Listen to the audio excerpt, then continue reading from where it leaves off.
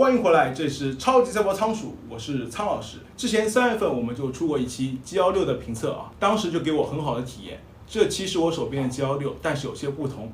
结论可以先告诉大家，这是一台非常不错的机器，依旧是次旗舰配置，算是小水桶吧。先把配置奉上 ，i7 的13650H x 4060 16G1T， 屏幕依旧是 2.5K 的240赫兹高色域屏。首发的价格呢是9999，拼多多百亿的价格来到了8699，便宜了1300啊。对比隔壁的 ROG 是同样的配置，8699的价格，我觉得也是非常不错的。价格方面，我认为是到位了。之前我们测试过的 A 面是白色的，精致感确实出众。回归到今天，依旧是金属的 A 面，但是灰褐色的质感。居中镜面 logo， 无论是手感还是整体刚性都挑不出毛病。A 面是黑褐色，稍显老气啊，打个8分过得去吧。单手打开 A 面，B 面这是一块来自于京东方的屏幕，型号是京东方 B4，70.87%的 NTSC 色域，98.43%的 sRGB， 16:10 2.5K 240赫兹300尼特亮度，8比特色深的屏幕。那体验下来，边框控制比 G15好了不是1点半点，唯一的槽点就是亮度300屏幕，但是室内呢也没什么问题，外出确实不够用。当然我也没想把它带出去，这点我们后面会提到。C 面的键盘区去掉了小数字区，对比去除了机械键盘呢，便宜了小3000，还是非常的香的。手触区域类复制涂层，手感还是比较不错，灰色也不显脏，也更加不显指纹了，毕竟灰色不用担心发黄嘛。触摸板虽然小，但勉强够用吧。开机键也隐藏在上方，音响发声区和地面的双扬声器组成了戴尔的杜比认证模式，表现呢，大家自己感受吧。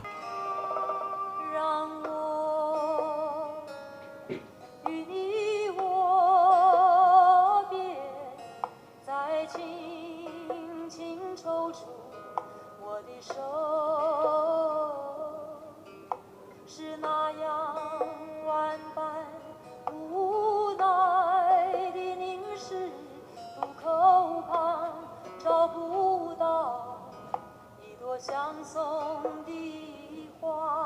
地面的材质比较简约，进风口的位置相对规整，也没有拉后腿。细上侧面有 G 的紫色图标，背面的漆片上也做了紫色的涂装。整体搭配看来，这次的 G16比起外甥还是差了一个标，建议到手之后买一个外甥的贴纸贴上，体验翻倍。接口上，背面 HDMI 2.1 支持 4K 60和 8K 60视频输出 ，USB 3.2 A 口，支持一个雷电4的 C 口，但是仅限4070版本，4060版本是没有的。侧面是2个 USB 3.2 A 口，一个折叠网口，一个3.5毫米2合1的耳机接口，规格还行，砍 C 口，雷电同样不支持 DP 快充。配件方面，330瓦的电源适配器，我见过很多牌子啊，电源适配器都说是个砖头，真的把砖头造出来的还得是戴尔啊！仅电源适配器就1.5公斤啊，加上整机的2750克，加在一起接近9斤，将近10斤的重量啊！刚才我们提到这个机器是没有 PD 快充的，那将近10斤的出门，看来戴尔的工程师还是比较喜欢健身的。看一下内部的做工啊，拆开后依旧是上面倒装的主板，看不到热管，散热上面 CPU 跟显卡都是液晶散热，表现相当不错。风噪一直就非常低了，人耳位置只有51分贝，体验中对风噪的感知也是非常的低的，那并非是尬吹。在已测试的游戏本中，这台的表现是最好的，目前没有之一。内存呢是8G DDR5 4800，来自三星，网卡是 A221，支持 WiFi 6，自带的2230的网卡速率如图。戴尔G16终于上了双硬盘了，不过2个硬盘柱都是可以移动的，实现了2230到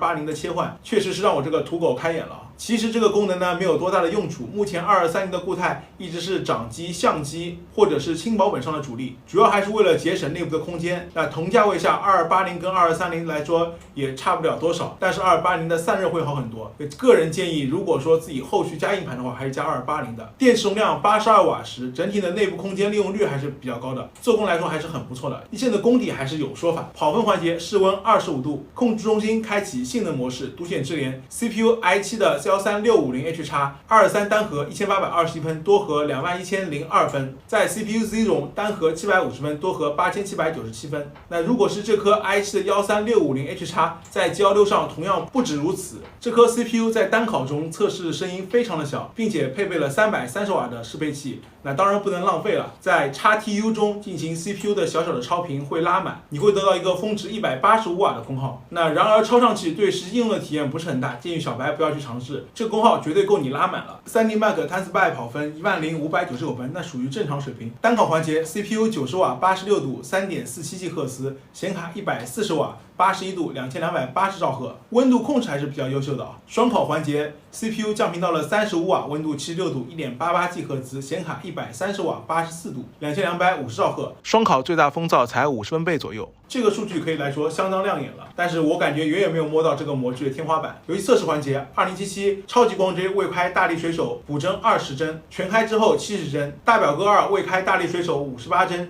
开启后80帧，不支持大力水手的3A 游戏。N 卡以奥德赛为代表，最高模式下是56帧，最大模式下的体音跟噪音控制也是非常的出色的。IPX 大视野160帧跑满了，默认是最高，室内可以保持150帧，对枪100帧以上。那游戏测试环节 G16还是在我们预料之中的，游戏的高温区也避开了掌托和手指触摸的位置，最大分贝也没有超过50分贝。在火力全开的模式下有这样的表现，总结来说，戴尔在噪音控制方面已经是做得非常的好了。总结。戴尔 G16绝对是市面上一款非常好的产品，基本功非常扎实，外观模具也相当的不错，便宜了3000块，性价比也上来了，而且有一块不错的屏幕，这个硬体验来说是非常的不错的。戴尔做产品还是比较用心的。原来我们测试12000那款机器，现在价格是10600，也便宜了1400。那戴尔 G6 1万的机器在原本价格上也便宜了1300。我认为在这个价位，戴尔还是比较能打的。虽然把机械键盘去掉了 CPU 也降级到 i7-1365连续插，但是便宜了毕竟2000块钱，性价比挠一下就上来了。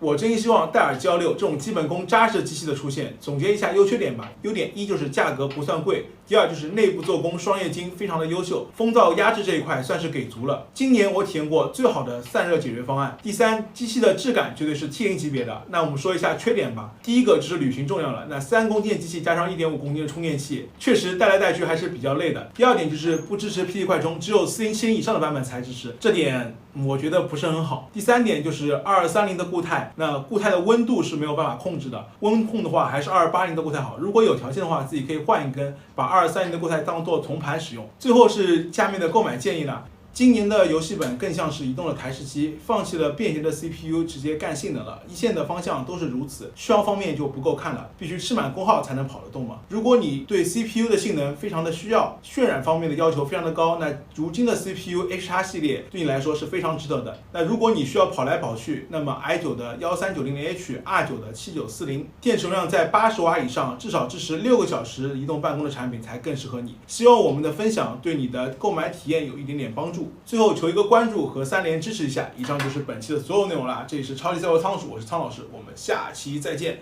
拜拜。